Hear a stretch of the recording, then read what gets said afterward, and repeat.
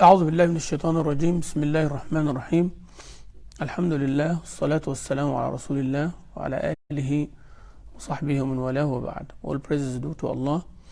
May Allah's peace and blessings be upon His Prophet Muhammad sallallahu alayhi wa ala alihi wa sahbihi wa sallam. Inshallah, today with our second lecture in the book of the Ideal Muslimah, or the character, the personality of the Muslim woman according to Quran and Sunnah. Last chapter we talked about the aspect of the sister's relationship to Allah subhanahu wa ta'ala, with Allah subhanahu wa ta'ala, because this is the base of everything. وَمَا أُمِرُوا إِلَّا لِيَعْبُدُوا اللَّهَ مُخْلِصِينَ لَهُ الدِّينَ حُنَفَاءَ. And they have not been ordered except to worship Allah Azza wa Jal with utmost sincerity in all affairs of their life and religion. And the life of the Muslim is religion, and religion is life of the Muslim, whether male or female. So this is very, very important to know. That's why your relationship with Allah Azza wa Jal will reflect in everything else. So always, as a sister, ask yourself how good or how strong my relationship with Allah is. Ask yourself that. And then all of this book and all of the other concepts will become very, very easy. And the only way to know that is seeking knowledge. Alhamdulillah, you are doing right by being here and attending classes like this, because this is the main source through which that you know Allah Azza wa Jal, that you know what is required from you. So once your relationship with Allah is very strong, then everything falls in place. If your relationship of love with Allah Azza wa Jal, you love Allah subhanahu wa ta'ala more than you love anyone else, then you're loving to your children, to your spouse, to your neighbors, to your parents, comes from the love of Allah Azza wa Jal. If you want Allah to be pleased with you, then you will follow Allah's order, and so on and so forth. So today we will talk about the second chapter, which is the Muslim woman and her own self. Your own self. Physically, spiritually, and mentally. Remember that. Because when you compromise one of them, or when you exceed in one of them on the account of others, that is when the imbalance happens. And that's you see around you all the time. Men and women. But since we are talking about women only, I'm focusing on, we're talking about women. So please take from your mind, whenever we talk or criticize sisters, how about men? What about men? This is not our subject here. Men, everything applies, same thing, but we are talking about sister. This class is sister focused. All right. Also, second thing, how come it is a book written by a man and explained by a man, which is about women? Women understand women. Forget about that. Forget about that. My approach is very, very simple. All of these discussions will take us nowhere.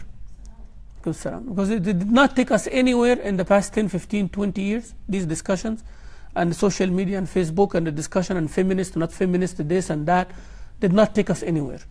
Did not take us anywhere. Where did it take the Muslim community? Where? What did we achieve as a Muslim community? How many educated shaykha in qira'at and fiqh and in hadith and in tafsir and women leaders just emerged as a result of that? No. There are women emerged like this, yes, but not as a result of these discussions. This discussion nothing but waste of time, in my opinion. I might be wrong, I might be exaggerating, but that's my opinion, After 10 years or so with Facebook, I decided to cancel it. Personal thing. I'm not interested anymore in saying, what I ate this morning, or what clothes I bought, or what software I got. I don't like to publish my diary, diary was like supposed to be you talking to yourself, writing to yourself. This is something secret. If you are a very famous person, you can publish it after you die or something, or you retire, but that's not the case here. So everybody I drink coffee this morning. So what? So what, I can't sleep. What should we do to you? Come and sing for you or something? I can't sleep. So what? What should I do now? I'm feeling horrible. All right, may Allah be with you. Is that what you want to hear? You can call someone. You pray to Allah subhanahu wa ta'ala. Pray to rak'ah, say istighfar, maybe you did something wrong. Have a friend, can talk to, but you published in front of people, it brings hasad, it brings jealousy, it brings evil eye, it brings bad advice. There are good in it, but the amount of bad surpasses all of that. So my advice, if you want to keep your Facebook or Twitter or whatever, don't talk about yourself. Can we do that for a month? Just try. Don't talk about yourself. And you will see how much conversation will. My advice to brothers and sisters, don't talk about yourself anymore. Cut it. Unless you are like a famous person, everybody looks up to you and you give advice, don't have a Facebook page. But let's start with that. Don't talk about yourself. Don't say, my son did this, my daughter did this, put a picture, put this, my husband did that, my wife did that. Don't do that. Just stop. And I'm telling you, I was part of this, and I realized at the end it is taking us to wrong direction, subhanallah. Okay, so why I'm saying all of this? Because these ideas come to your head. Oh, Sheikh Mamdouh, he's explaining about women, and the book is written by a man about women. Women understand women the best. Fine. Okay. That's all right.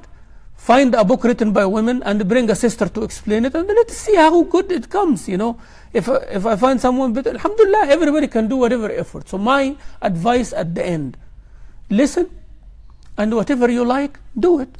If you don't like it, leave it and move on. And leave people to benefit. Move on, If you don't like it, just move on. We are not committing a major sin here, are we? We're not committing a major sin. What we say, قال الله, قال الرسول. Allah said, Rasulullah said, and my advice, take it or leave it. That's okay. But just move on. Don't make this discussion. Our ulama, our guided predecessors, used to prohibit being engaged or involved in ilm al-kalam. Ilm al-kalam means the logic and philosophy and these kind of discussions. Why this, and what if this happened, this will happen, those would do this and that. They said, don't sit with such people. It's not because they are bad people. It's not because they don't use, they use their brain. No, because it does not benefit you in your dunya or in your akhirah. It doesn't. It just makes you make hypothesis and analogy, and it takes you somewhere else. Then your brain becomes unhappy. Your brain becomes unhappy. One time I went to Hajj, and there was a philosophy philosophy professor, originally Egyptian, but Egyptian American, and he went with me. And then, we go and see the Kaaba, and first thing, people cry, and, emotional and all that, and it goes around. And we went through the Hajj, and then he came and said, Sheikh Mamdouh, I want to ask you a question. It has been bugging me since the beginning of the Hajj trip. That when we were doing the tawaf around the Kaaba of the Ifada, like in the Eid day, he says, I don't want to come offensive, but why these people crying? You see the question, why people crying? I don't see a point of crying. You understand? I don't see a point. I said, what are you talking about? He said, I see people crying and all that, and I'm trying to find the reason in my head. Why should I cry while I'm going around this building over here for the sake of Allah? Why? I told him, the reason, you cannot find the reason for crying because you are reasoning. Because you are thinking too much about it. You have to find logic. Sometimes it doesn't work like that. It's just you have to dig deep to your origin as a human being. Why are you here? You are here to do a duty. You paid because you know that a Muslim should do Hajj, and that's why you came here. You cannot find the reason for any more than that. You came, you achieved, you going around, it's tawaf, I stood in Arafah, alhamdulillah, I did Hajj, I'm going back. Right? So that's your logic because you're a philosophy person. But to go in the emotional realm or the spiritual realm is kind of tough for you, it's hard. Because you have to analyze everything by logic and philosophy, and if it exists, this and that. So metaphysical world is kind of hard to explore. And that's why, now you understand my point here? If you go with why this, analogy, you miss a lot. So please, sisters, focus on this book being about you, for you. Okay? Now who's talking? Who authored it? What is this book? Forget about all of that. Okay? Just take the advice. And this is what Allah said, or what Rasulullah said. This makes sense. Alhamdulillah Rabbil Alameen. Try to work. If you don't find that easy for you, try hard. Talk to each other. if you don't want it, just leave it and move on, right? But don't make a big deal out of that. So why our chapter today is about Muslim woman and her own self? Because if the Muslim woman knows herself really well, it will reflect on those three aspects I told you. Her mind, how she thinks, her soul, and her body. What do I mean by that? Now, if I know myself, I'm a human being, I'm a Muslim who says La ilaha illallah Muhammadur Rasulullah, and at the same time I'm a da'i, a propagator, I'm a teacher. So I know that about myself, and I know that Allah created me to worship Him. What does that do to my body? So this body have eyes, ears, hands. I cannot use them except to obey Allah. And I can use them to help myself and my family to eat and live and all of that, right? I cannot walk to anywhere. See, it reflects to my physical actions. Also, it reflects on my mental. I need to seek knowledge. I need to think right. I need to push away all bad thoughts. You see, my mind also. On my soul, I need me time. I need to meditate. I need to have dhikr. I need to cry a little bit when I'm alone out of the fear of Allah. I need to go to that realm of al-ghaib, the unseen. It reflects on me because I know myself.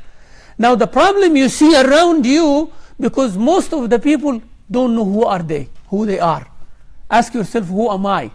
That you find someone focusing so much on the way they dress, focusing so much on exercising, focusing so much on food, or focusing so much on spiritual retreats. They go yoga and this and that, focus so much on that aspect. Or focus so much on the mental. They will go and study and do masters and PhD and math and all of this, and then they are not taking care of their physical or spiritual. You see? Because they don't know who they are and what is required from them. That's why it's about you. This chapter is about knowing who you are. Prophet sallallahu alaihi wasallam used to advise his companions to look good. And he said, Inna Allah jameel yuhibbul jamal. Allah is beautiful and He likes beauty. So beautifying yourself is an aspect of the deen, without excessiveness and without negligence. Negligence is extreme, and excessiveness is also extreme. And we will talk about that in a minute. So Allah Azza wa Jal created us in the best of shapes. الذي خلقك فسواك فعدلك في أي صورة ما شاء ركبك. لقد خلقنا الإنسان في أحسن تقويم. We created humans in the best of shapes. Allah is the one who created you and fixed you in that beautiful shape. Subhanallah. So maintaining that is a requirement. Don't neglect it and don't abuse it at the same time. So we have to look nice and tidy and clean and all of that. Subhanallah. Islam encourages the Muslims in general to stand out among the people. Because Allah said, Kuntum khayra ummatin ukhrijat linnas. You are the best of nations raised for mankind. All aspects has to be like that. Muslim sister has to be among all women, standing out with the way that she takes care of herself, the way she carries herself, the way she talks, the way she smells, the way she behaves, the way she walks, have to stand out positively. Positively. Don't get caught in fitting in approach. You know the fitting in approach? I need to fit in. That's where, you need to take off your hijab. You need to blend in this. You need to do. That's because we're missing that aspect. Actually, the whole purpose is for you to stand out. Without risking your life, of course. We're not saying that. But everybody's at risk anyways. You're at risk every time you drive your car. Come on. You're at risk every time you drink or eat. Everybody's at risk. So calculate it, and pleasing Allah Azza wa Jal comes first. Subhanallah. And the Muslim woman in particular is encouraged for her appearance and all of this. Subhanallah. This covering and the hijab and the details and all of this, that means you are important. Sometimes people take it because it's restrictive. Why is all of these restrictions? Always, whenever you find restrictions, means the subject is important. Whenever you find restrictions, don't, it means the subject is important. when you get the car seat for your baby, or you find the car, always they warn you, don't do this, don't do this, don't do this, don't do this, in very red color. You don't say, why too many restrictions? Because your safety is important. That's why they warn you from the list of things that you are not supposed to do under any circumstances, right? Then to keep your car well, you have to do this. And to get the maximum out of your car performance, you have to do this. You see the levels here? There is a level of you cannot do under any circumstances.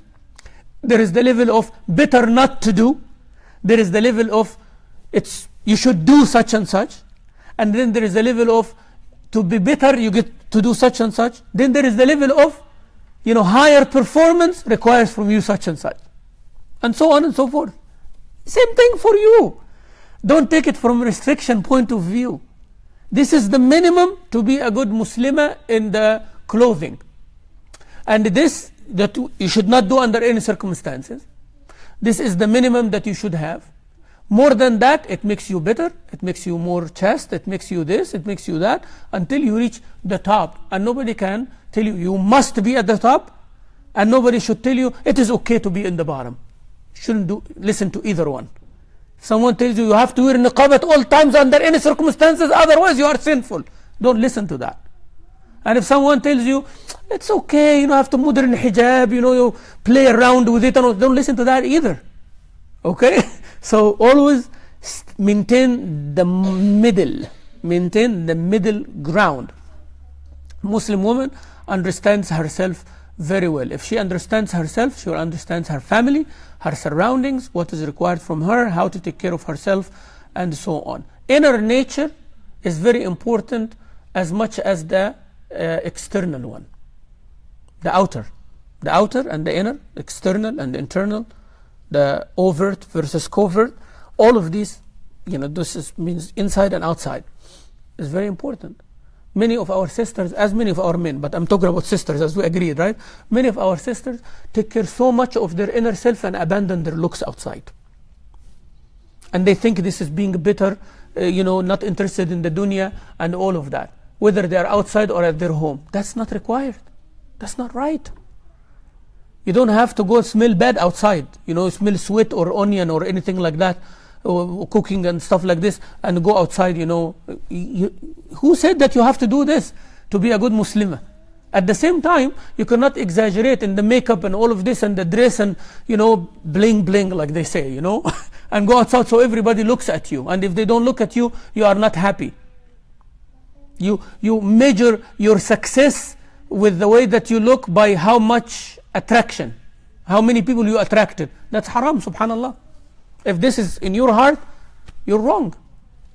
Okay, so sometimes the two opposites give bad example, and both exist in our societies. Like some sisters, they think that by going out without taking care of themselves, without, it's a good thing. And some others said it's only good if I put all makeup and go full. And the biggest problem is when it becomes a major issue, as I was mentioning one time, especially like wedding parties. This is the worst thing ever. Wedding parties, it is the biggest enemy of men and the biggest friend of women now, right? Because, she wants a dress. Sometimes it reaches to thousands of dollars, and I'm not exaggerating here. You might know this better than me, yani. Sometimes $500, $600, $700,000, $2,000 dress, one dress. And it goes one night, then another big wedding comes up next month. And, I can't go with that one now because everybody saw me and everybody took pictures with me, and I cannot go with the same dress. You see what expensive dresses would do? Because everybody remembers it. But if you have an average, good, combinations, subhanallah, wallah, it serves the purpose better. See, it's irony. You want to look nice, and it costs you more every time. Actually, you can look nice without spending a penny extra. Because, you already have combinations, certain colors you go with. Alhamdulillah, Rabbil Alameen, people think you have like tens of different things, but you don't. Be simple. Be simple. And this will distinguish you in front of Allah subhanahu wa ta'ala. Don't worry about the people. And again, at the same time, as I said, don't go in a bad way. very cheap clothes, or I'm not saying that. If you can afford, alhamdulillah, but don't exaggerate. Don't exaggerate and don't make it a point. So inner need to be taken care of, outer need to be also taken care of moderately. So now understand mind, soul and body is very important. Now let's talk about them in details. Now, how can the Muslim woman achieve the balance between her body, mind and soul? That's the question in the introduction of this chapter, right? So the author first said her body, your body as a Muslim sister. The Muslim, moderation in food and drink. Moderation in food and drink. We always, mashallah, want the magic pill. You know the magic pill? That's where the billions of dollars industry comes in there. Because, we want the shortest cut for everything. I want to eat as much as I want. I don't want to exercise. I don't want to do anything. And at the same time, I stay fit and I lose weight. But how? And you can do this, and try this cream, and do this belt, and do this, and do that chair, and do this. And at the end of the day, you're losing, but you're losing money. You're not losing weight. You're losing lots of money, and you're making people rich. You are making people rich. While the deen of Allah Azza wa Jalla gave us the solution. Give us a solution. I'm sitting and watching myself increasing in weight. 20, 30, 40 pounds. What am I doing about it? Nothing. What I'm expecting, just give me a pill, I take it for 15 days, I lose all of this weight. But my habits have not changed. Right? So this is the issue. So you have to moderation in food and drink. Sisters, please be healthy in your grocery list. Grocery list. Be healthy about it. And try to clean your pantry, your fridge all the time. Make sure that you see everything in front of you. I get advice from people who different things. If you don't see the items in front of you in the fridge when you open, that means you have overstuff. When you open the fridge and there are things hidden, that means things will go rotten in your fridge. That's for sure, right? That means you have more. You need to see the items in front of you. All right? And you cannot have an item in the fridge goes close to the expiration date, even if the expiration date is 1 week. That means this item is more than your need. If you have the produce, or you have like the vegetables until the tomatoes go bad, see, the sheikh now is talking to you about these things. I'm serious. Tomatoes goes bad, or the cucumber goes bad, or things goes rotten, means you are not managing it good. Am I saying different stuff here, or I'm saying realities? Realities. So, like they say in the garage, if you have things 3 to 6 months that you have not used, get rid of it. Don't hesitate. Doesn't matter how expensive you got it. You're not using it, you don't need it. Out. Khalas. Out. You see, so this is very, very important to stay in moderation. So moderation in food and drink. Allah Azza wa Jal says in the Quran, eat and drink, but waste not by excess, for Allah loves not the wasters. كُلُوا وَاشْرَبُوا وَلَا تُسْرِفُوا إِنَّهُ لَا يُحِبُّ الْمُسْرِفِينَ. Allah does not like those who go in excess. And this is Quran chapter 7 verse 31. طبعا the author here says something that might be offensive to some sisters. He says the Muslim woman is active, not flabby or overweight. It doesn't mean that if a woman who is overweight is a bad woman. No, we're not saying that. Overweight does not mean unhealthy, by the way. Being heavy was a sign of beauty in certain cultures and in all times, but not like our time now. Our time, when you are overweight, that means there is some issue. You got to fix it. We are talking about the norm. We are not talking about individuals. So be careful and watch your health. Subhanallah, we are in the age of medicine and technology and all of that. Just go ahead and do it. I remember when I myself was overweight, I get lots of diseases, lots of sickness, and the only way is to do a surgery to lose weight. And I did. And I lost about 80 pounds. That's worth it. And then you have to lead a healthy life. No problem. So try to explore things at levels. Don't go to the extreme surgery thing or stuff like that without exploring, changing your habit. Even if you start walking 5 minutes a day, 5 minutes, there will be 5 minutes and a half, 6 minutes, 15 minutes over a year, no problem. But steady and continuous is better than too much and not continuous. Start, pace yourself. Food and drink with moderation. Remember that. Food and drink with moderation.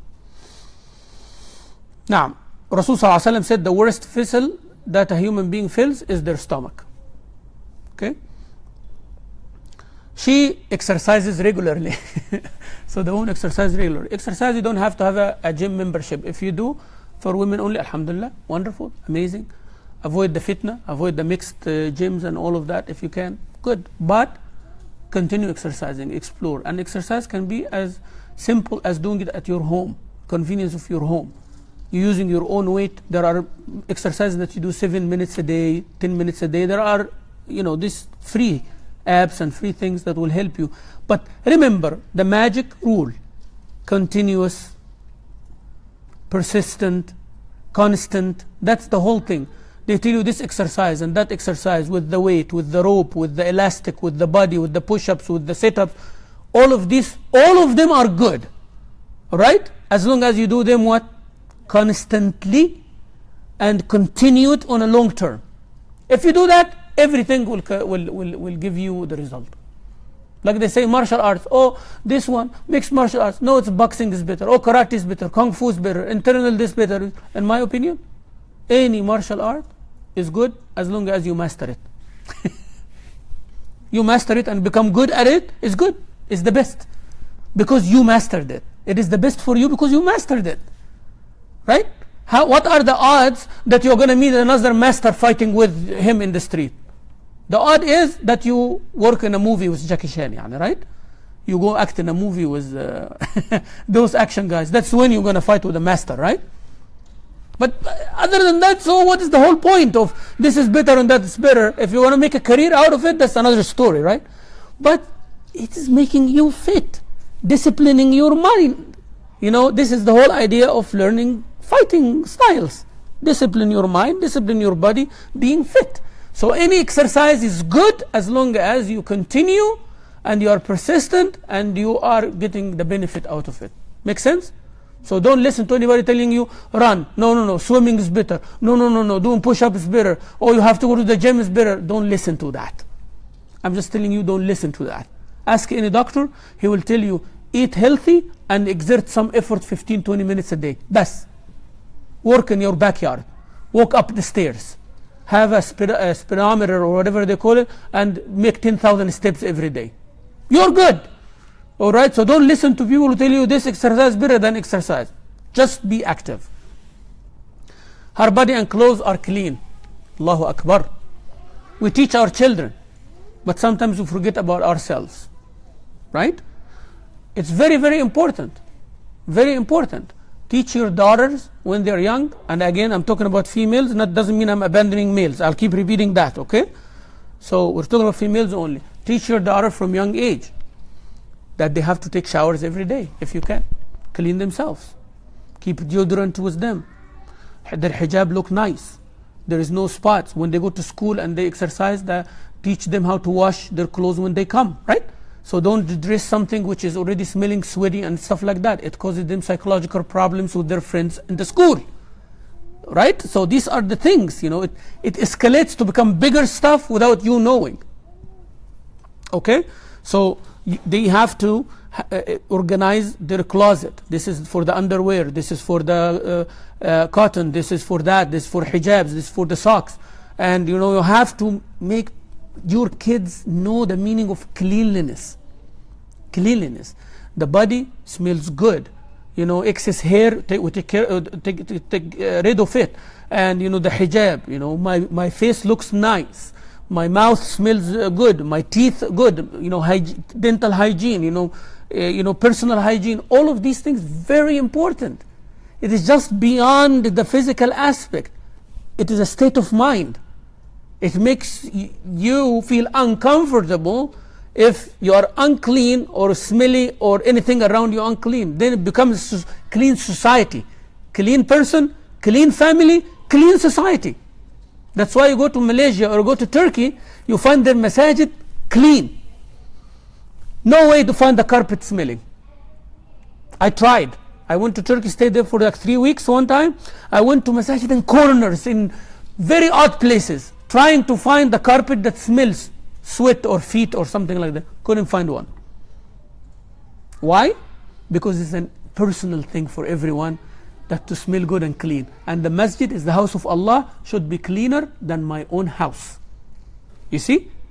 So this becomes a society thing. Even they have their own mistakes and shortcomings, but that aspect is very important. Cleanliness is half of our faith. Cleanliness is half of our faith in Islam.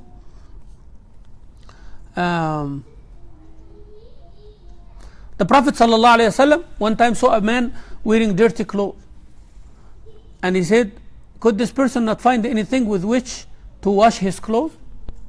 Another time he saw somebody did not comb his hair. He said, couldn't he find a comb to comb his hair? You know, these comments the Prophet made. What does it mean? That means, you know, he understands that person may be busy, maybe he's coming from travel, but he's coming and meeting with people. Why you don't make some effort to look and smell nice? Why? It's again a state of mind. All right? It's a state of mind. It is who you are. Understanding who you are not doing it for people, you are doing it for yourself. You ask sisters all the time, why are you putting makeup, sister, and going out? She said, for myself. Well, do this for yourself as well. Right? For yourself. Do you do that at home for your husband? And when your husband, forget about for your husband, do you look like that and smell like that and dress like that while you are at home? For yourself also. Normally the answer is no. So that was not for yourself outside. I'm sorry. You can say whatever you like. I'm not accusing you. But when you say, I want to look good for myself, then it does not matter if you are outside or inside, because you should look good at all times. So you cannot be sitting home while you are wearing dirty clothes or t-shirt or something like that, and you are sweaty because you want to smell good for yourself, right? You told me that when you are going out. But what is the difference when you are staying home? So it was not for yourself. So again, you can convince people with whatever you want. If you don't know yourself from inside, you will be lying to people and deceiving no one but yourself. All right? And you're going to get caught, and you're going to be depressed, and you're going to be unhappy when people don't appreciate you. It's a bigger deal. So take care of yourself for the sake of Allah Azza wa Jal, for who you are. You need to be that person who is clean and tidy. Subhanallah, the author here mentioning many things about, as I told you, personal means family, means community, means society, means civilization. He said that in Europe they were smelling so bad, even though they have very expensive French clothes and all of that, they smell so bad because they did not take baths for months. While in Istanbul, the Muslims, they have baths and all of that. Hammam, hammam. In the books of history, they saying when the ambassadors go from Europe to Turkey, like the Sultan will not allow them to come until they give them hammam first. They give the ambassadors bath first, they clean them very good, they give perfume, clothes and all that to meet with the Sultan. It's not because the Sultan is arrogant, but because this is the culture. And when they go back, they talk about it. They talk about it. One of the wives of the ambassadors to Turkey in the 1700s, she was talking about how one of the princes, her name is Hafiza or something, give the daughter of Sultan Ahmed III, give her a towel which is handmade with embroideries. She said that it was so beautiful that I did not dare to wipe my mouth with it, clean my mouth with it, because it was the towel. And this is what they used to clean themselves with. They were amazed how the Muslims, they wash their hands before every meal. Some of the nurses over there, they in their diaries that was published later, they said the difference between the hospitals that will make sick people die and the sick people sicker in Europe, and the difference between hospitals that get people healed in the East, right? The difference between all of this goes back to cleanliness as a character of the Muslim, especially the Muslim woman. Character is cleanliness. Now, she takes care of mouth and teeth. Sayyidah Aisha radiallahu anha, she used to do the siwak. Some of the students of Sayyidah Aisha, they said when we visit her, men students visiting Sayyidah Aisha, they said before she teach the class or before she comes meet us, we hear her brushing her teeth. You know, now when you go to the bathroom and brush your teeth, a person sitting close might hear the sound of the brush, right? So when you are using, same thing with the siwak, that she was vigorously doing it. Rasulullah ﷺ used to do that. Siwak is always with him. Whenever he wakes up at night or turns his side, he used the siwak. Whenever he gets home, he used the siwak. Whenever he does the wudu, he used the siwak, right? Before the salah, he used the siwak. Said Aisha was the same. So brushing the teeth was something continuous. Not only in the morning and at night. It was a continuous effort. Can you imagine that? Where is that culture? Where is the religion that says this? Because teeth is mouth. And this is where the food is, right? Food. So the possibility of smell is very strong. And this is where you talk to people. And Islam says you cannot be offensive to others. When you talk, you open your mouth. You close to people, it comes from your mouth. The smell comes from your mouth because this is where the food goes in, right? So, subhanallah, this is where the food goes in.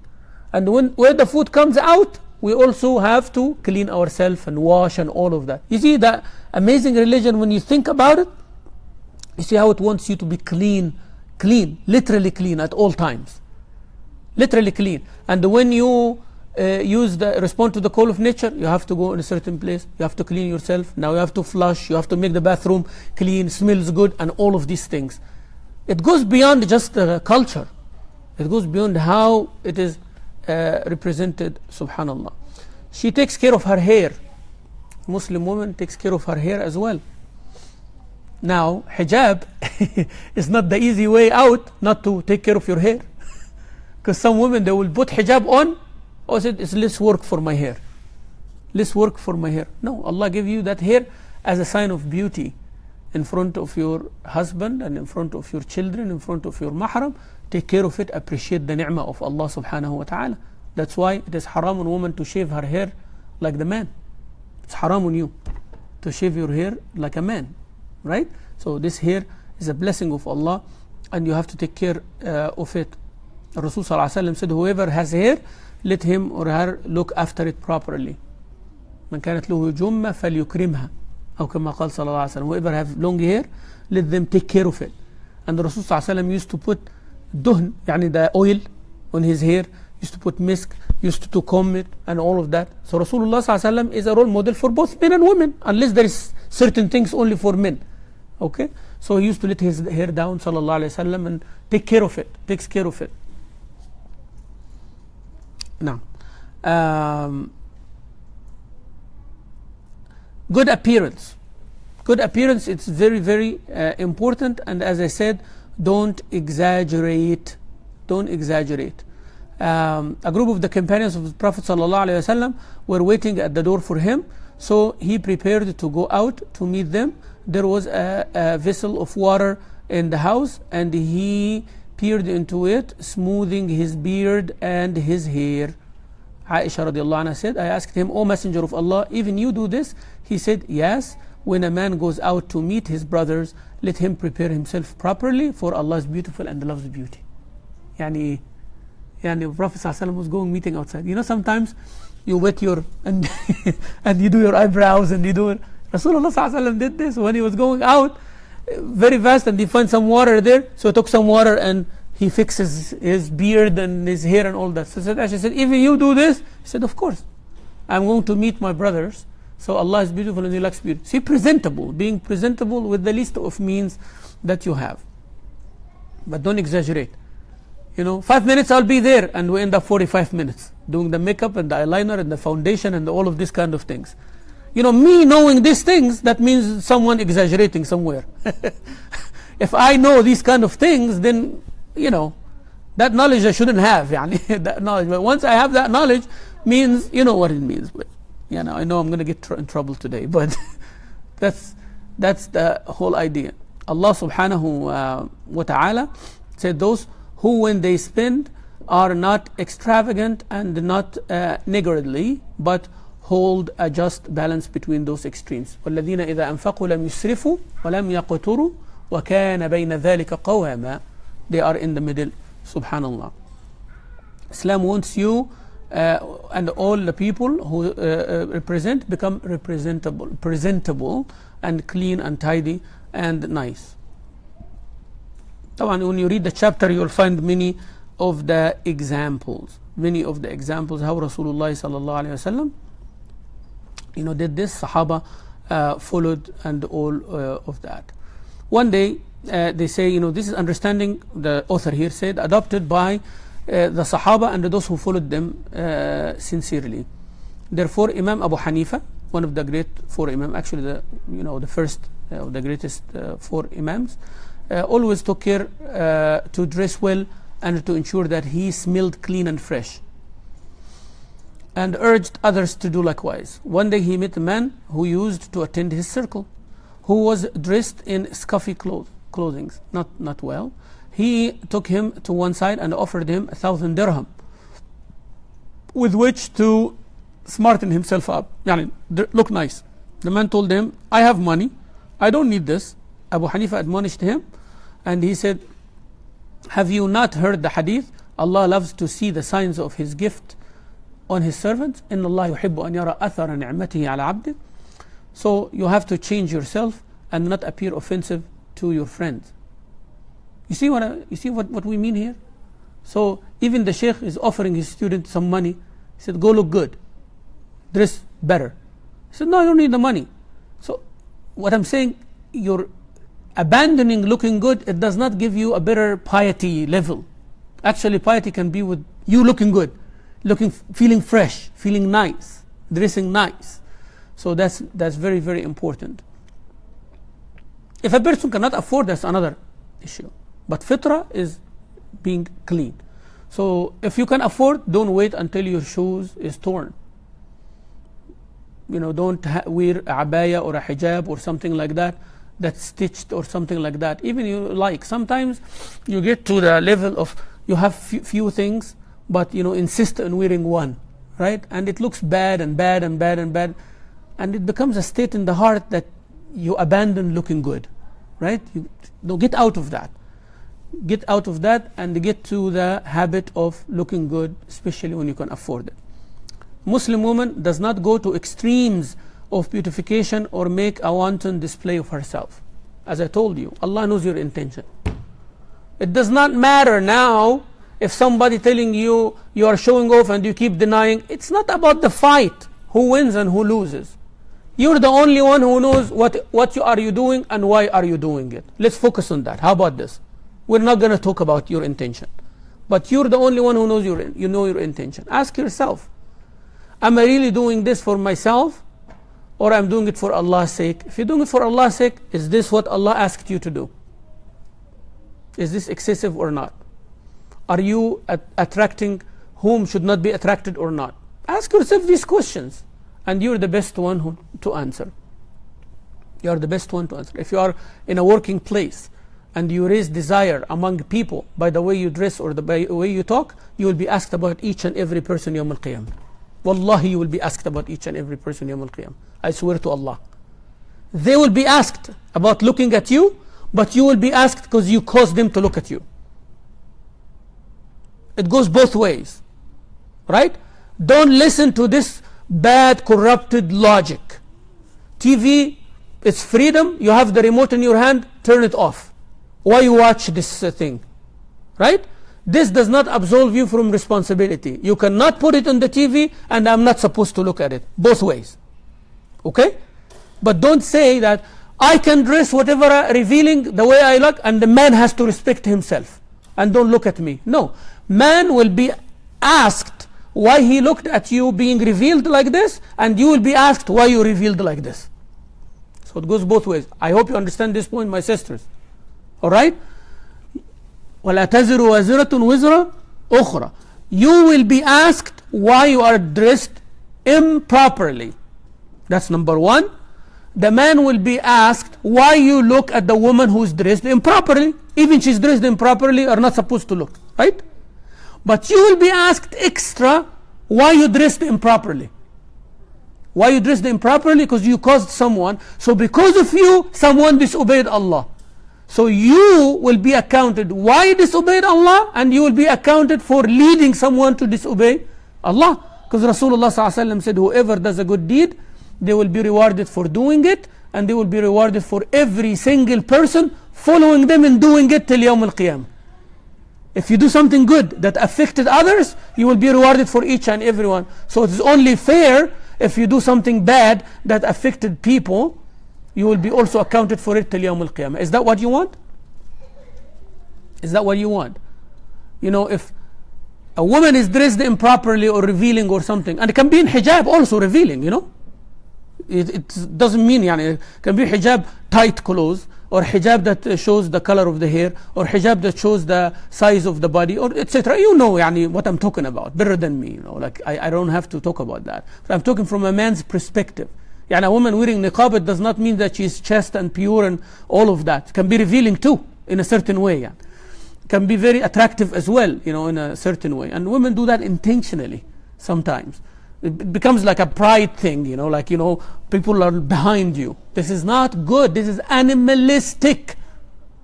The animal female is the one who's happy that all the males are fighting for her. That's animalistic. It's not a human. That's not the way that Allah wants you as a human.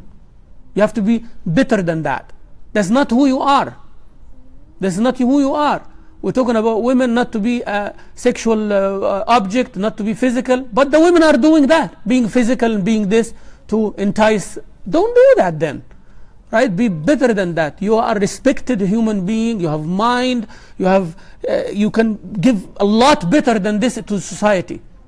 You can actually shape the whole society.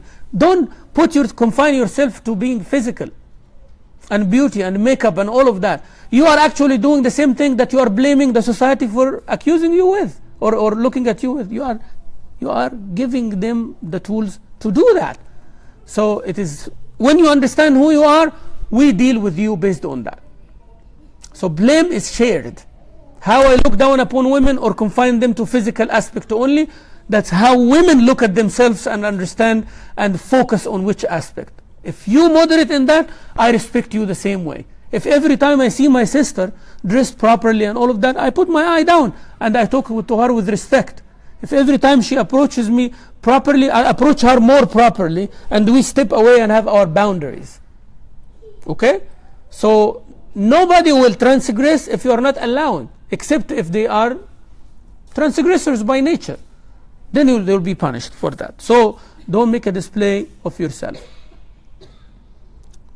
That's why the Prophet ﷺ said, any woman put perfume so the men will smell it and look at her, she is like such and such. And Rasul ﷺ said negative about that woman. It's not about you smelling good.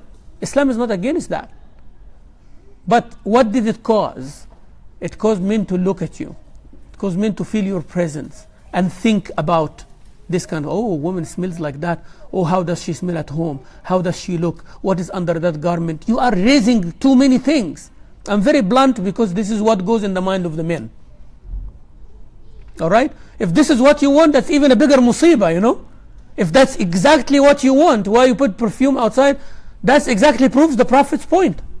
Sallallahu Alaihi Wasallam. If it is not, now you know what are you doing unintentionally. So both problems. It's a problem, because now you know what goes in the minds of the people. Allah told the wives of the Prophet himself, don't do certain actions because you are going to invite those who are sick in the heart. You are not dealing with good people all the time. فَيَطْمَعَ الَّذِي فِي قَلْبِهِ مَرَض. So now you are inviting those hypocrites to look. So even though the people you are dealing with healthy, but someone sick will slip through. And you don't want that. Okay? You have 100 people in the community, 99 of them dealing with you properly, but one man, your actions will cause improperly, so don't do that action. Okay, so this is how careful Islam gives us these conditions and these instructions. Now this is about the physical and the body. So teeth, body, face, dress, clothes, smell, exercise, food, drink, we got that. That is the body part. Now how about the mind?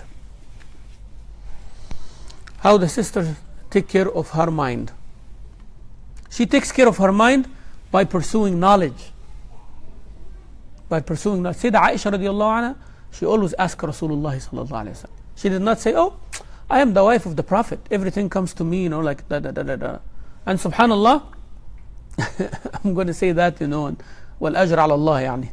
Always, the people who have least interest in a knowledgeable family, in a knowledgeable person, are their family members. People who are the least interested in knowledge from someone are their family members. Okay, so if you find a family member who is knowledgeable, it is the father or the brother or the son or the husband or the wife, the least interested in that knowledge are the family members. Unfortunate, but true. Why? Because they take things for granted. That's number one. Number two, they already have them as a figure of authority, especially if it's a father or a husband or something, so they don't want to take religion from them. Number three, maybe jealousy as well. Among family members, إخوة يوسف غاروا منه يعني. The brothers of Yusuf alayhi salam, they repented then, they're good and everything, but their jealousy from him caused that almost they killed him, right? So it's either because they take things for granted, one. Number two, because this person is an authority figure. If it is the husband or something like that, it's enough. I'm going to get lectured. I'm going to do this. And they abandon. Subhanallah. Or there is jealousy. They feel, why I take, he's my brother, or she's my sister, or he is like my husband, or he is my son. Jealousy between these people. Yes. And this is a trait of human being, but it has a fix. Fear Allah Azza wa Jal, and thank Allah that you have a family member in front of you to observe and learn from. Use it. It's hard, but use it. Ask questions. You have access to that person, right, more than anybody else. Use them. Ask them questions. Have a session every week or every month just to ask them questions. Write down the questions and ask. That will bring joy to everybody, subhanallah. Your children will learn, your grandchildren will learn that. Al-Khatib al-Baghdadi, one of the great muhaddithin, he wrote something in his hadith, and I'm going to say it to you, and you can figure out why I'm saying it. He said, أخبرنا, and he said, a person told me, and he mentioned the person's name, 12 names. Son of, son of, son of, son of, son of. His name, 12 names. And that name, he he mentioned like 12 names. And then he said, that person told me, I heard my father, that he said I heard my father, that he said I heard my father, that he said I heard my father. So 12, I heard my father. That Ali ibn Abi Talib said, that great grandfather said, هتف العلم بالعمل يعني أجابه وإلا ارتحل فإن أجابه وإلا ارتحل. يعني علم and عمل, knowledge and action, they are together. Always knowledge calls upon the action to follow. If the action comes, then alhamdulillah. If action is somewhere else, not according to the knowledge, then the knowledge will go away, evaporate. Yani.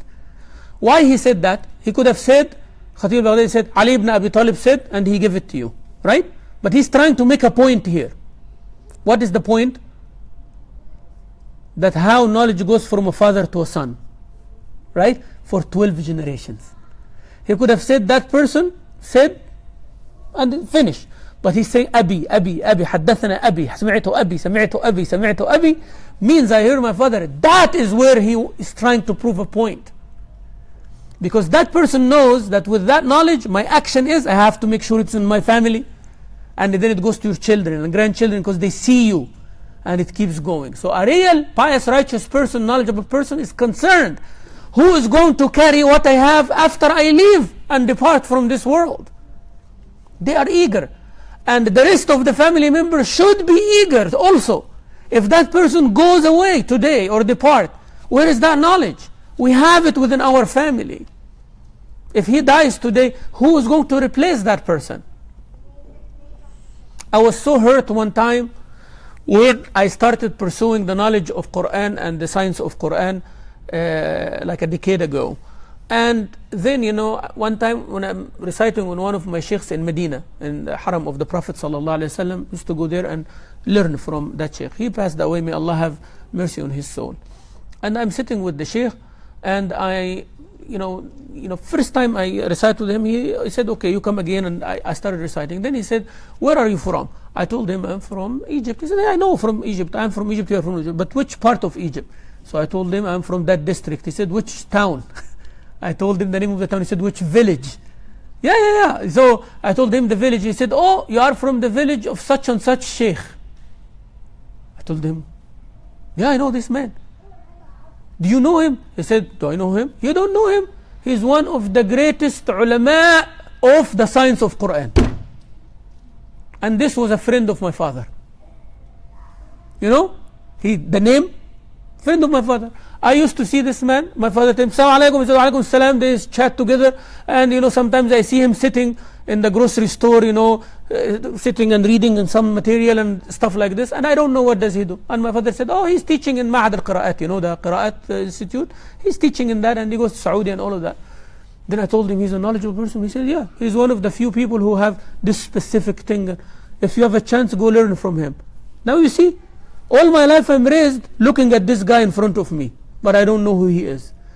It has to take me to graduate and come to the United States and then pursue that knowledge and go back to the East to hear from someone in the Haram of the Prophet about this man. And the minute I realized that, he passed away. Now you see the pain in the heart? It's still that pain I have right now. Because no one actually in my village benefited from that sheikh. No one. No one learned anything from him. Now you see the grief, the amount of grief. And that's what I'm talking about. That can be a person in your family. Are you waiting for that chance? You have to establish that ground for generations to come. I have to be concerned also who's going to carry that knowledge after, especially from the family members. So please don't be disinterested or the least interested in the knowledge. And keep this shaitan out, and keep this jealousy and competition and authority and all of this out. If you are told this is the way of Allah, you should do this, you should do that, listen to Allah and His Rasul. Don't listen to the person who's telling you. They are telling you because they're scared from Allah Azza wa Jal, because they will be asked about you in the Day of Judgment. Is that clear, inshallah? So you seek the knowledge. Sayyidah Aisha used to ask Rasulullah all the time, even when husband and wife thing comes in place. There is a hadith, beautiful hadith mentioned in Sunan al-Nasa'i that one time Sayyidah Aisha in her night, Rasul sallallahu alayhi wasallam came and he slept in her bed, and in the middle of the night she says that I was not sleeping, I was up. Subhanallah, women are women, So she's awake, but she shows that she's sleeping. So he thought that she's sleeping. And she said he woke up ruwaidan, slowly. And he sat and took his shoes slowly, and he stood up slowly. She explained slowly. Ruwaidan, every act, ruwaidan. Take the water and drink and make wudu, ruwaidan. And he worked on his toes and he left. She said, I put my hijab on and I went behind him. Without him knowing, discreetly, right? Why? She was afraid that he is going to the other, someone else, It's my night, so I think he's leaving now. If he's going slowly like that means he's going to the other one, or another one. So she goes behind him.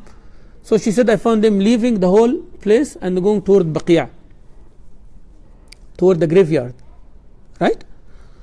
So she said, I walked behind him, he slowed down, then I slowed down, then he went fast, I went fast, until he reached there, so he raised his hand and put it down, he raised his hand and put it down, make dua. Then when he's coming back, she said, I ran back, I ran back, so he does not catch me, and she went under the cover, pretending that she's sleeping. So when Rasulullah ﷺ entered, Aisha is young, right? So this is an experience also. When you are married to an older person, don't treat him like a young guy, especially if he's like older than you. So with few years, be careful, right? Because sometimes you think you win, but you were led to think that you won. All right? So he comes and he looks at her, and he sees, she's breathing fast, like she's breathing hard and fast. So he sees the cover going up. She said, hey Aish, what is wrong? Do you have asthma or you have a problem or something like that? So she sat up. She said, Ya Rasulullah, I could tell you any excuse, but Allah for sure will going to expose me and reveal to you what I'm doing. He said, so what? She said, I had bad assumption about you, that's why I went behind you. So he said, you are the black shadow that was behind me, so he saw, right? You are a black shadow who was following me, back and forth. She said, yes. So he pushed her in the chest like this. He said, you are afraid that Allah and His Rasul going to be unjust to you? Right? So he's unhappy now. So that's husband-wife, right?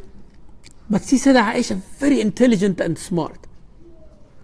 He said, I was not transgressing you. I was visiting the graveyard and making dua for the people. Right? So now she knew that she is wrong and mistaken. So instead of focusing on this as a battle, like many of our sisters will do, and try to defend and prove my point and this and that, but no, yes, da, and making a bigger deal, she said, oh, really? So what do I say if I go visit the graveyard? You see, she changed gear. She changed gear, ala tool, fast, smart woman, right? So I'm not going to focus on this. I'm wrong, I'm not going to apologize, but at the same time, I'm not going to make a big deal. So what do I say? Teach me, Ya Rasulullah, the dua. Then Rasulullah teach the dua. He also did not make a big deal, and both moved on. Smart. You see how the knowledge is? He pointed out her mistake, and he showed that he's unhappy with it as a husband and as the Prophet of Allah. She realized the mistake, but she did not say any apology, but at the same time, she changed, and what is more important is seeking knowledge. Because knowledge will protect you from committing the same mistake in the future. You understand? So more knowledge, less mistakes. And even when you do mistake, the person in front of you knows that you are now seeking knowledge. Seeking knowledge, and that actually intercedes for you. Also, the women asked Rasulullah sallallahu alayhi wasallam.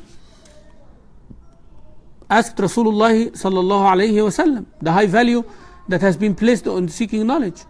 So the women of Al-Ansar asked the Prophet sallallahu alayhi wasallam, appoint a special day for us when we can learn from you, for the men have taken all your time and left nothing for us. Rasulullah sallallahu alayhi wasallam, he told them, your time is in the house of so and so.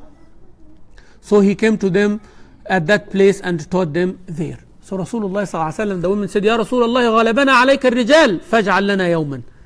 يعني everything for men, so make a special day, like we have halqa for the sisters only on Wednesday. That's a sunnah of Rasulullah sallallahu alaihi wasallam. So Rasulullah said, okay, your day is such and such in the house of such and such sister.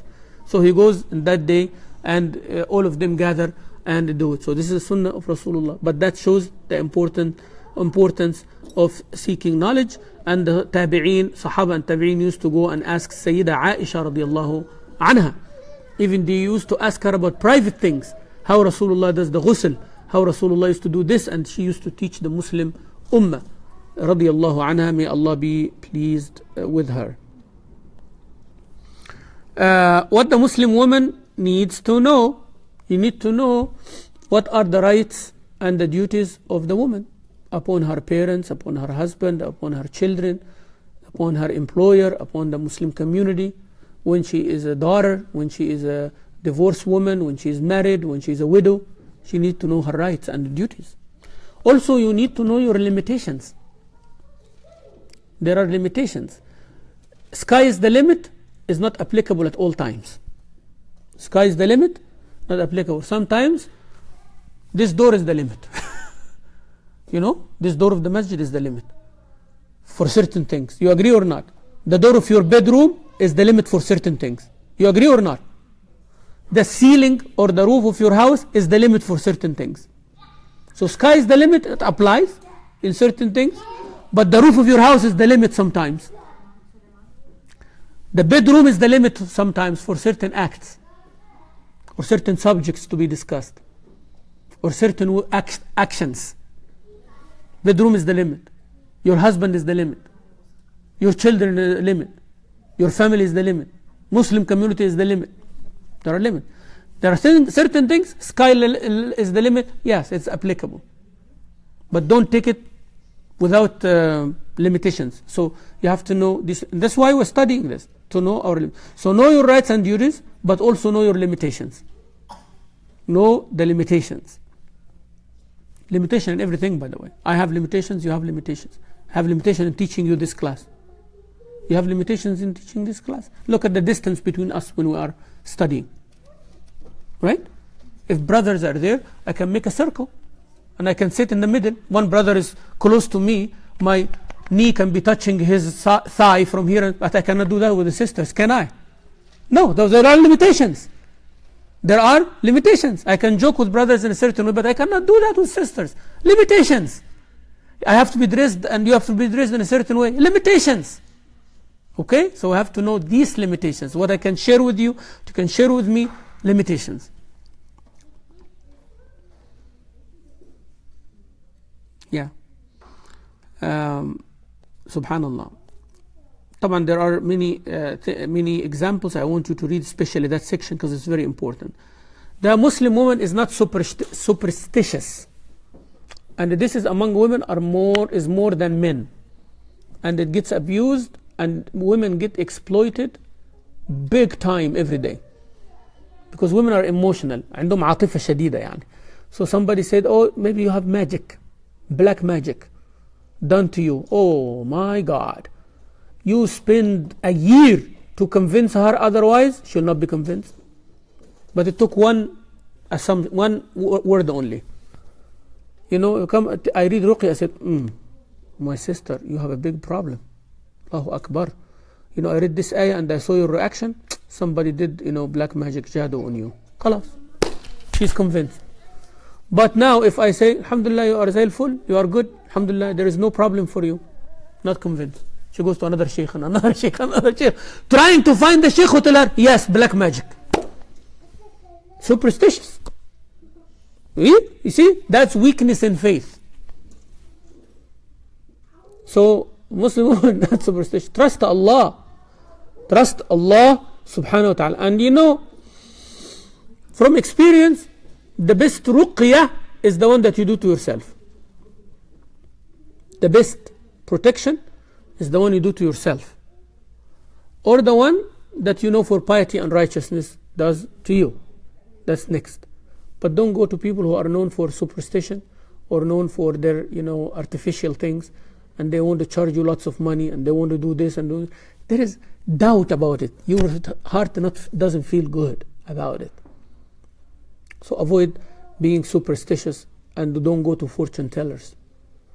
If you go to someone to read your palm, or you read what they call in the newspaper they tell you if you are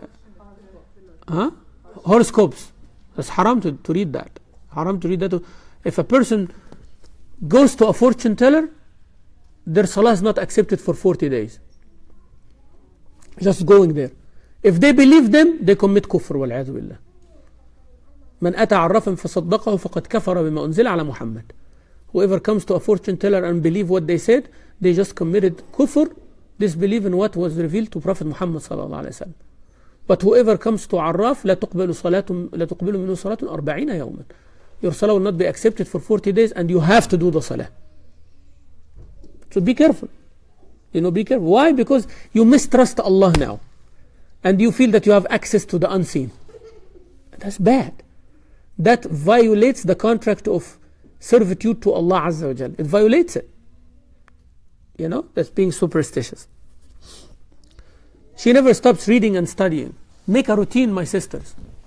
Routine for yourself to read half hour every day. Start with that. And diversify your reading.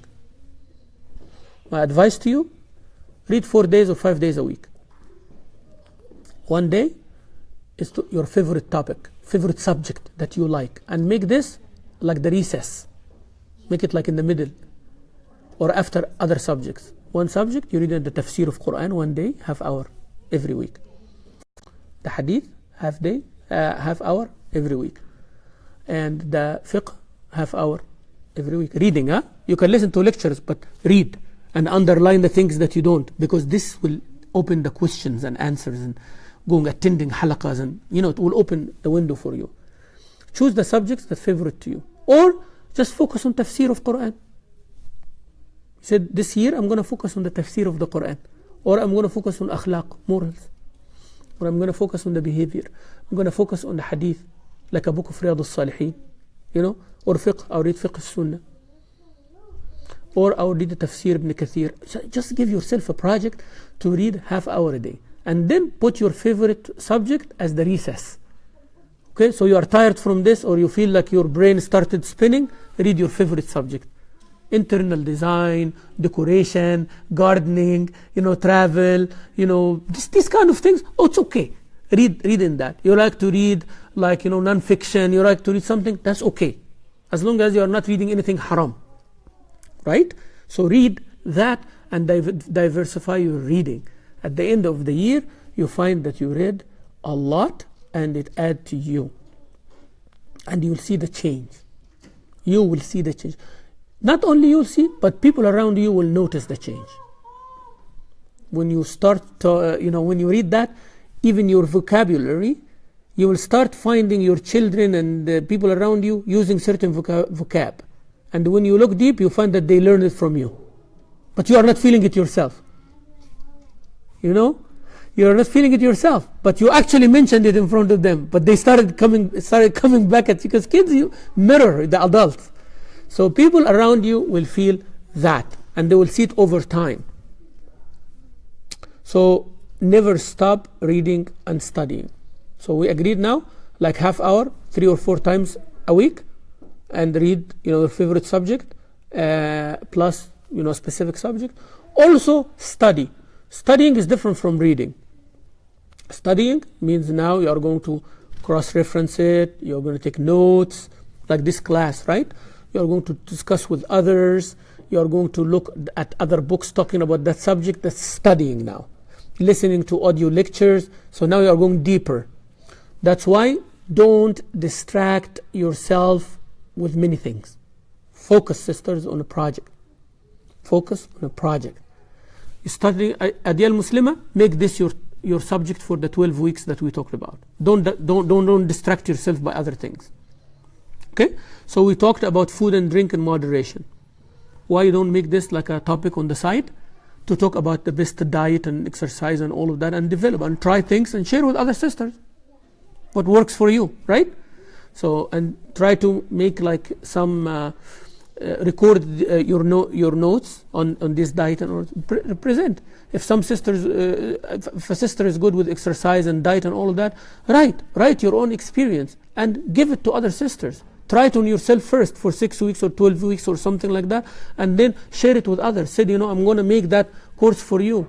Get reward for yourself and get reward for others too. Very important, right? Studying and reading. Now, we talk about 2 things.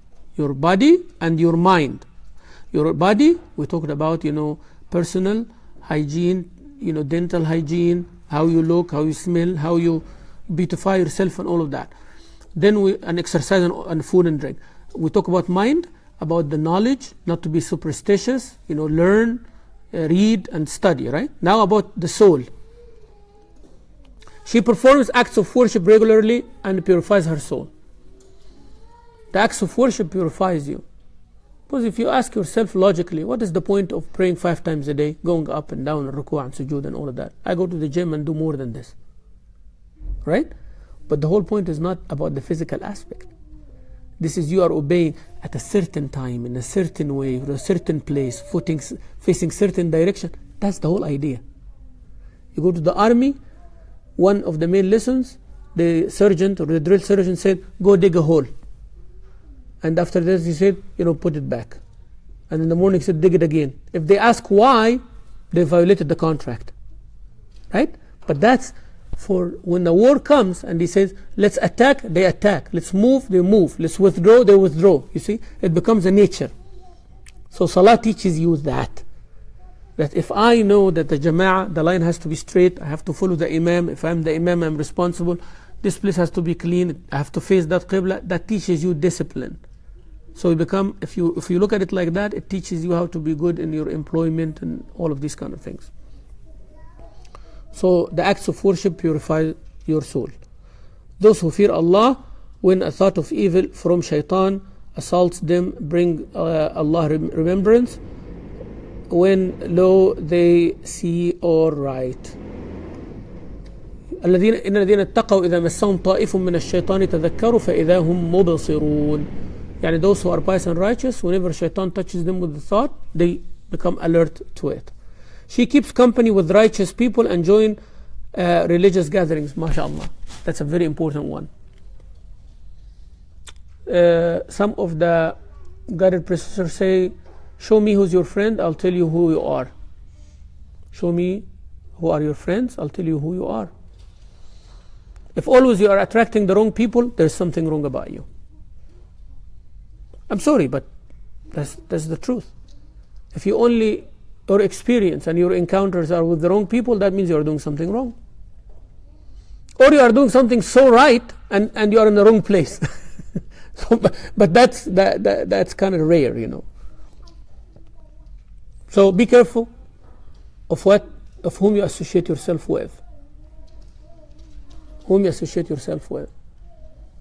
One time, 3 people were sent to the same country. So one came and the teacher asked the first one, what did you see in that country? He said, Subhanallah, I saw the masajid, the history of Islam, and the people there, in Ramadan, they pray Taraweeh and all of, right? And I was studying, very spiritual. I said, okay. Then the second, he told him, what did you see? He said, wow, I saw all of these tourist and attraction places and the history, civilization of thousands of years, amazing, pieces of art and all of this.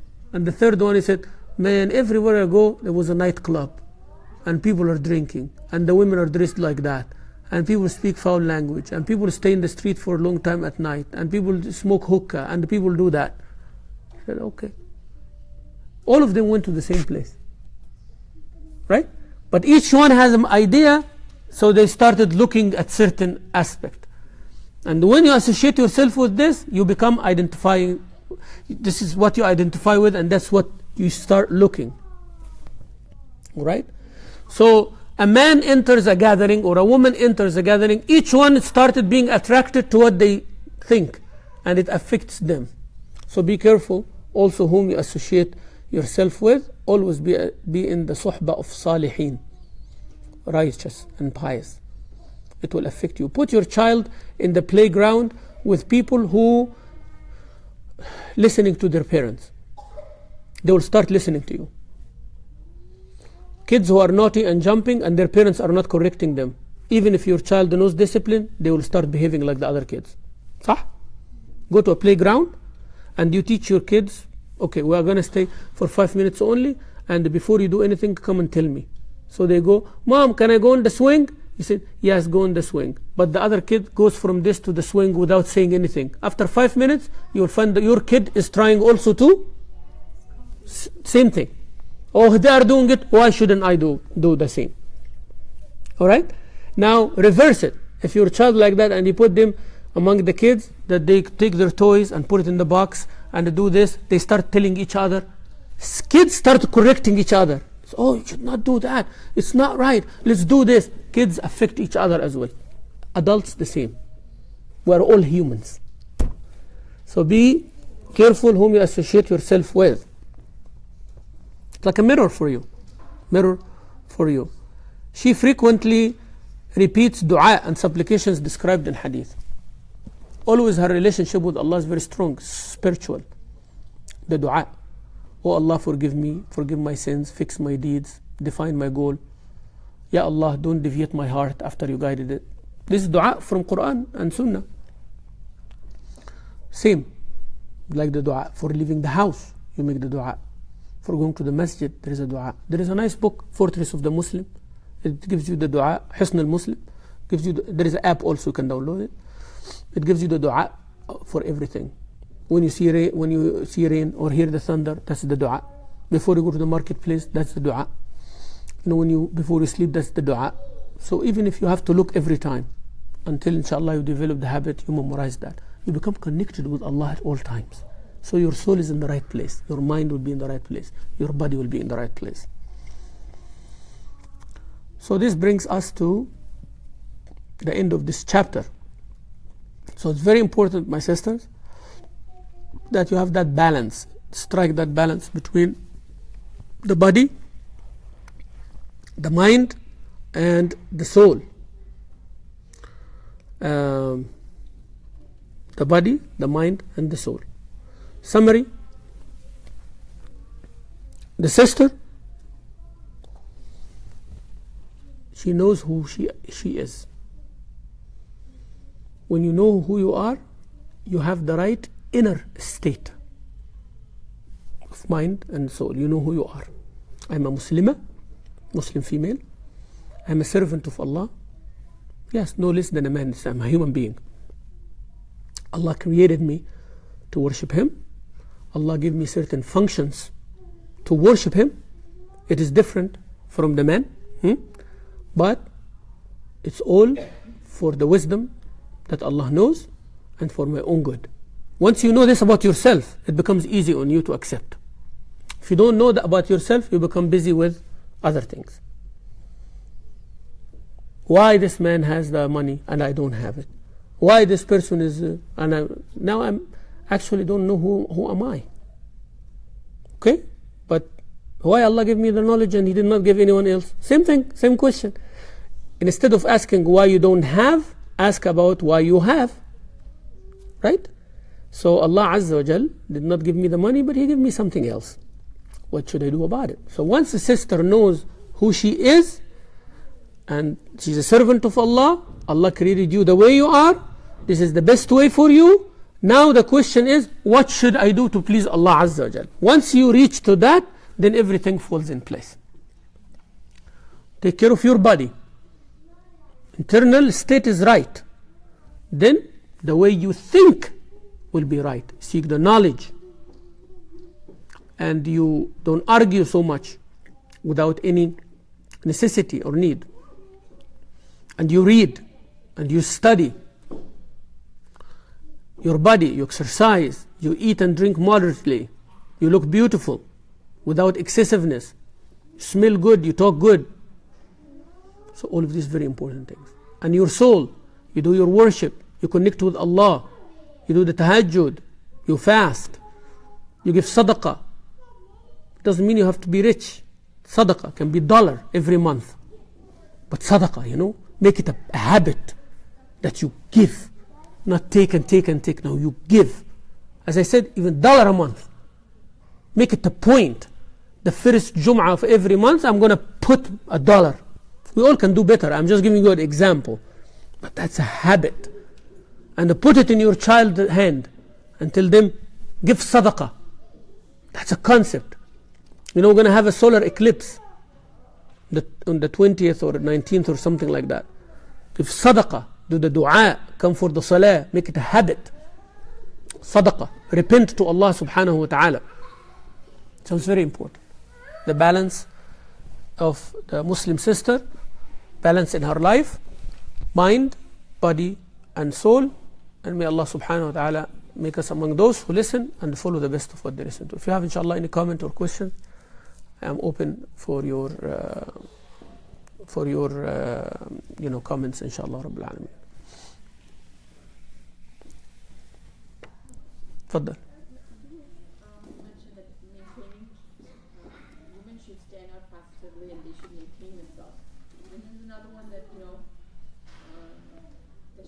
good in appearance, and then that's.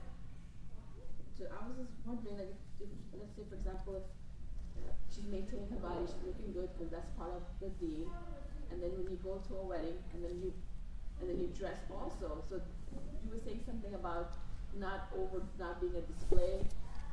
So I was contradicting to. Yeah. Oh, the question is how a woman maintain or strike the balance. It looks contradicting when you say that you need to look beautiful and you need to beautify yourself and carry yourself well, clean clothing and all of that. At the same time, going to the wedding and dressing and all of this, there's no contradiction. The striking the balance is never go excessive. Never go excessive. Excessive, we all know, right? If everybody, mashallah, is a millionaire in the community and everybody can get a $700-800 dress easily every wedding, there's no excessive. It's fine, right? Because this is what everybody is. But if you know that this is stressing the budget and it's for a show off and to be better than others, because it becomes a competition, right? Then it is wrong. Then it went out from looking good to looking better than everybody else. That's the point now. The point is, if I buy $200 dress, there are 10 other sisters who can buy a $500 dress. So I have to buy a $700 dress. So I become only one. All right? So then it becomes not the point. But carrying yourself, right? Dressing a good abaya, a good hijab, alhamdulillah, this is requirements of the deen. But not stressing your budget or the budget of those who are responsible, and not your intention is not to show off or become better than the others or to prove that you are doing things that others cannot afford. That's a bad intention because it will create hasad, it will create evil eye, it will create problems, and you don't want that. That's what we mean by, you know what? Also accountable, like when you wear overflow yourself, if somebody's looking, you also yes. Yeah, but make sure that you are doing that without transgressing the halal haram aspect. You can have an expensive abaya, but it looks normal. You know what I mean? Sometimes a brand, there is a brand, and abaya has a brand, but it looks like any other abaya with a little bit, it's decent. We cannot say this is bad. It's excessive, yes, if it stresses, but if you can afford it, alhamdulillah. It's like somebody driving an expensive car. We cannot tell them it's haram to drive an expensive car. Right? But if their intention is to make everybody feel bad and down, then it is not right. So also if they are doing a haram thing with it, then it's not right. So if this is transgressing the limit, the abaya is expensive, plus it is tight or revealing, then you have two problems now. Yeah, so you have to be moderate in that, and maybe this is another discussion altogether. Yeah. But believe me, sister, most of our sisters, they know what is right and what is wrong. They do. Like, most of us, we know what are the limits. But sometimes we transgress assuming that it will go by. That's okay.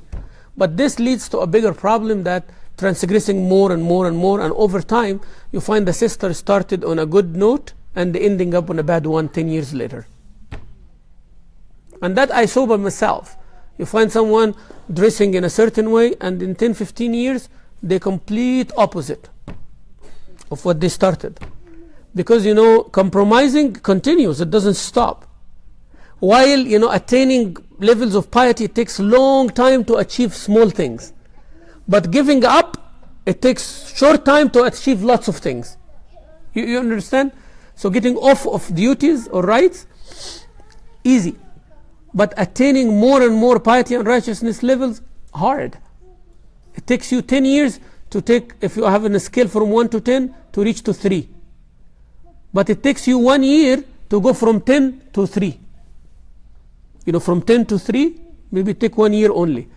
But to get from 1 to 3, it takes 10 years. You get the idea, right? So sometimes a sister who's not dressed properly takes her long time until she starts dressing properly. But a sister who dressed properly, she might swing very fast by peer pressure in no time. One incident happens, a divorce happens, or her husband treats her bad, or she has some bad company in the college and everything, overnight. The hijab changes, the makeup comes up, and the high heels and all of this, overnight. But take that one and try to convince with the other, it takes years. Am I right? Yeah. طبعا there are exceptions of both rules, there are exceptions, but I'm saying in general, even men, the same thing. To compromise and go downhill is much easier. Always going from a good concept to a bad concept is much easier than going from a bad concept to a good concept. Much, much easier.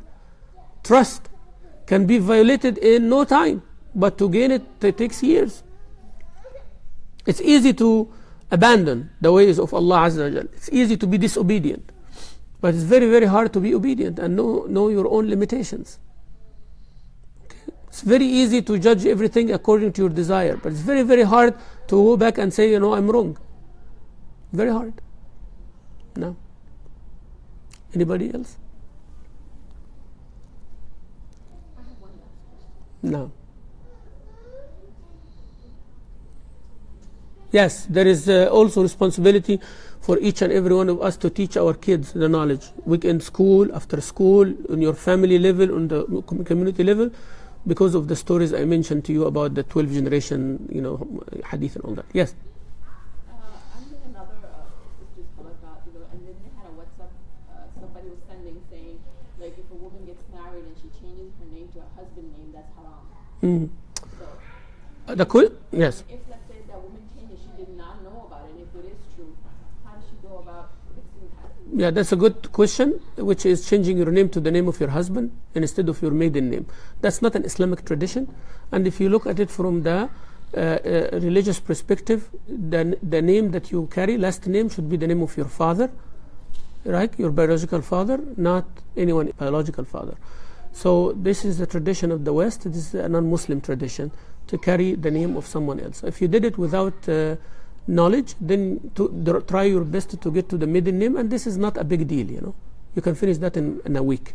You can go to the Social Security office, change the name, and you're good to go, right? Changing the name is not a big deal over here in this country. Just take your birth certificate and prove that, I want that, and they'll change the Social Security, they'll send you Social Security, and then you go do the driver's license. Now, if it is a necessity, or if things will not be done except through that way, that's fine, but you are doing it from a legal perspective, not from a religious perspective. Religious perspective, a woman cannot be called after anybody except her father. Yeah. Anyone? Tfaddali, go ahead. Sometimes we are lazy to practice sport as No. children. It's not possible here to do it because I see the construction, we don't have any plan to The sister says sometimes you become lazy or inactive or not enthusiastic to exercise when you are alone by yourself or have the chores or have things like that. See, there are two types of motivation: internal motivation and external motivation. Internal motivation, you yourself have to come out from this habit of lethargy, like you have to push yourself hard to come for Fajr, to sleep early, and don't spend much time. That's why I told you once, because you have to sleep early. Otherwise, wake up and watch a movie or listen to a song or go to the Facebook or do this or do that, and then you get insomnia and then problems. You sleep early, wake up early, and you do all of these things, you become active. That's internal motivation. External motivation, we have to encourage each other. You have to find some incentive. That's why in the masjid there has to be some classes for the sisters or for the women and all of that, to practice and to exercise. So if there is a sister who can lead a class, she should volunteer and should establish a class to teach the sisters, to make sure that they have a private time once a week or twice a week, and they do some exercise, aerobics or things like that. I think that would be a great activity. I'm all wholeheartedly behind it, that the sisters should have an activity in the masjid gym. It should be prepared, it should be done right. They should have their privacy, make sure that they are doing the right thing, and the qualified sisters come and teach, self-defense class, fitness class, diet, all of these kind of things. So I agree with you 100%. But please give this feedback to the masjid and do it collectively. 10, 15, 20, 30 sisters sign the same thing, give it to the administration. That's how things happen. Don't depend on me or one person to do things. No. Gather together. As I told you in the beginning, this class has to result in a big change in the community. If it doesn't, what we're doing now is a waste of time. Yeah. There is a fitness for only women. The sister when I go out. Yeah, we have to do it in the masjid. But there are fitness centers only for women, yeah, and you pay and you do that. But doing it in the masjid, it gives a larger group of people who don't want to pay membership outside or go to a non-Muslim place. They wanted to do it in the masjid. It should be done in the masjid, in my opinion. Yeah. I have another question about that balance. It's not easy to give that balance for everything. For example, when we talk about makeup, they do makeup outside and they come to mosque with that. And I don't know, is it? Well, the only makeup, the only makeup allowed for women is the kuhl, or what is put in the eye, kuhl or eyeliner, yani, something in the eye, those dark thing. Don't make it colorful like green and blue and all of this kind of thing. Kuhl only, and henna in the hand, henna in the hand. So now nail polish or lipstick or the things in the face that changes the color and all of that, that's not allowed outside of the house unless you wear the niqab. So it's for the house, for the mahram, for the husband, zina, yani adornment, that's okay. But to go with full makeup and other people who are not supposed to look at you see you with it, that's forbidden in Islam. It's very simple, yani. We can go in details, but that's the general rule. Yeah. Inshallah, we'll stop here because we have a janazah coming up. So we'll let the people to come in, inshallah, and get ready for the janazah.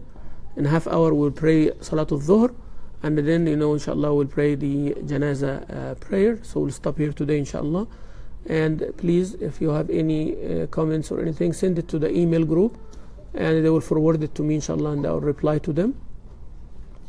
And may Allah subhanahu wa ta'ala make us among those who listen and follow the best of what they listen to. Alhamdulillah Rabbil Alameen. Assalamu alaikum wa rahmatullah. Jazakumullah khairan.